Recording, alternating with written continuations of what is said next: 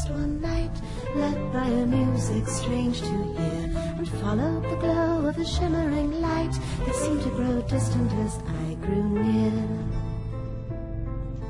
The woods were alive with the fragrance of spring, but winter was everywhere clear to see. The moon shone bright.